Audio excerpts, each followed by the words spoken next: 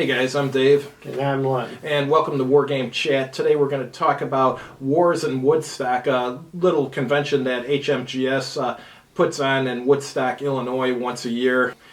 It was just a one-day convention, but it was fun. The first game I played was a Romans versus Dacians game. Actually, they're pronounced Dacians, but everyone calls them Dacians for some reason.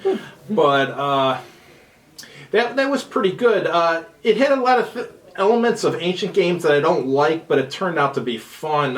One of the things I didn't like is they had all the ancient guys mounted one to a stand, which is ridiculous. So, I mean, movement took forever trying to move all these individual stands and stuff. I'm not sure why they would mount them like that, but and then it had some testudo rules which were completely ridiculous. I mean, testudo, when Romans go into testudo, it's to protect them from ranged fire, like when they're advancing. But once they get into actual combat, they fight better if they're out of testudo.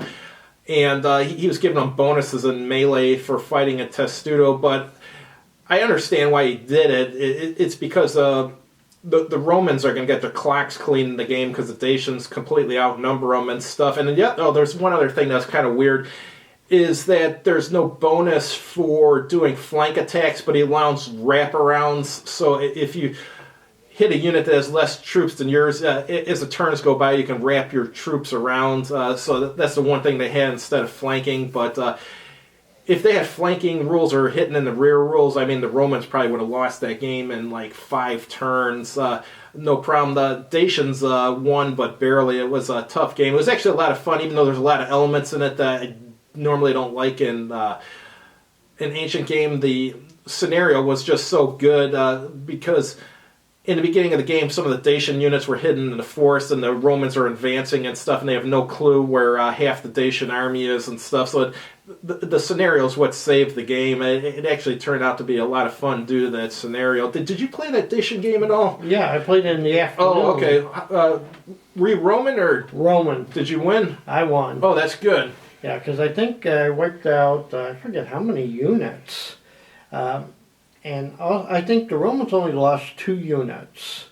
And one was a mistake because I didn't move my supreme leader next to him. If I had, they would not have had to roll for morale that turn. Mm-hmm. And of course they would have been around. But that's the thing. I found out, like with the testudo rules, as soon as you get near the guys, you instead of moving, you go into testudo, and boy, is that really nice.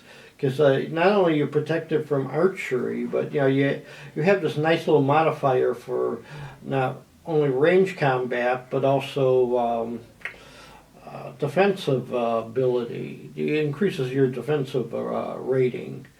Because they had on, like, you have an attack strength of 10, he has a defense strength of 6, so that's only a 4 difference, so that determines what you need to roll on a 20-sider to hit.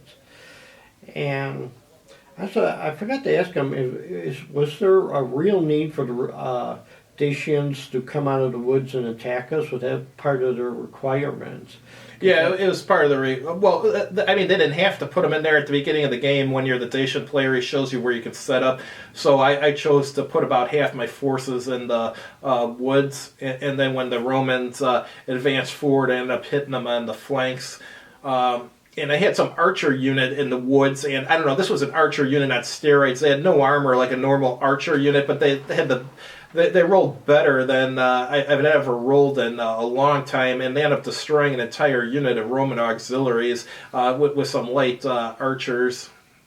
Yeah, because they were complaining that I had too many, made too many. This one does also, when you inflict a hit, the other guy gets to make a saving roll. Mm-hmm. Actually, I told them my saving rolls were about average, but every time my unit had a check morale, they ran.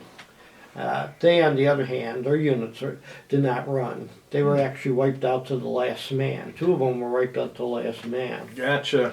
So. Oh, and then the next game I played was a naval game. I was actually supposed to put on a game for the second slot, but no one showed up to it, so I ended up playing someone else's game. It was a naval game. I think it was 1/6000 scale. It was World War II. Japanese versus U.S. Somewhere in the near Guadalcanal or something. Essentially, the Japanese their goal was to move forward and get past the U.S. ships and then bombard some airfield. They never did the airfield bombardment, but there was quite a bit of combat, and the Japanese actually came out ahead with that. The game just didn't go long enough to where we'd get to do the shore bombardment, but it wasn't bad. I'm not a naval game player, though. The naval games I really like are the trireme games. Usually when I play naval games, I'm just listening to the GM and who's telling me how to play and stuff. Yeah, but it was still fun though.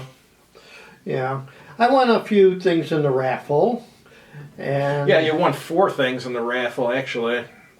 Did I do it? I thought it was 4.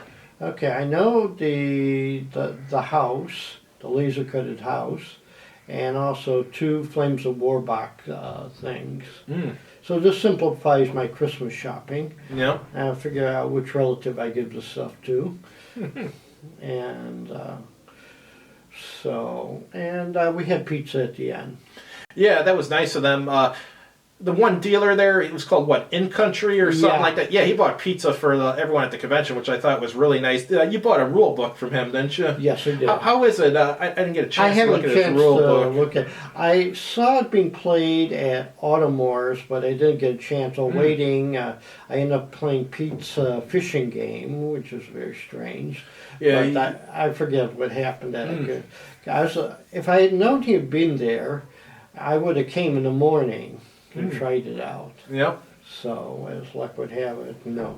Yeah, but for a little war game convention that's like 25 minutes away from my house, normally I'm like over an hour away from everything. It was nice to have something in the neighborhood. So, yeah, I was definitely happy with it. I hope they do it again next year. Yeah, because I think I passed through your community on the way to the highway. So, at least there were signs pointing to it.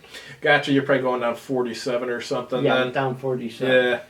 So, all right, that's all we got for this time, guys. We'll have a new topic for next week. Not sure what yet, but we'll think of something. Have a good one.